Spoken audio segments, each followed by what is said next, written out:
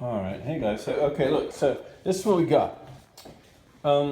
Starting to take shape. So I thought I'd sort of give you a bit of an update as we're getting there. So as you can see, they've sort of taken on a whole new presence now. You see, they look brand new, and I'm only halfway through the plastic dip. And where the cracks were supported, they will be extra sprayed.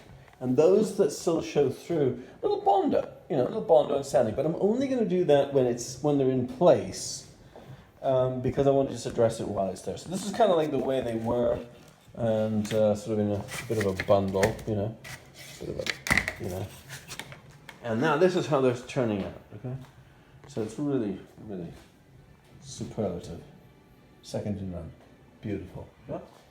And then once that's done. Once these are nicely painted and looking brand new, then I'll add that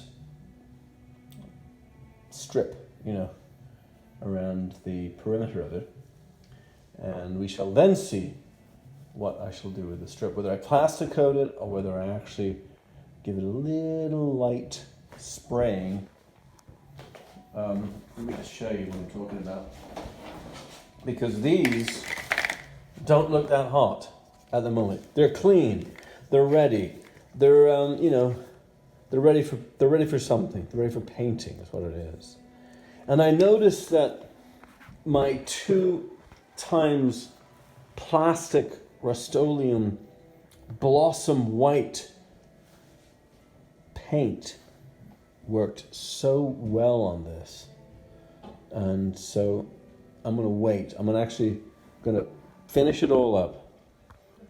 And then I'm going to put this on, and then do a light hazing around the perimeter, and we'll see if plastic dip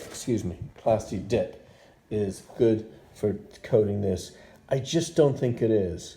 I think we're going to go with the 2X Rust-Oleum specific for plastic, because that will adhere to this material, I think, a little better.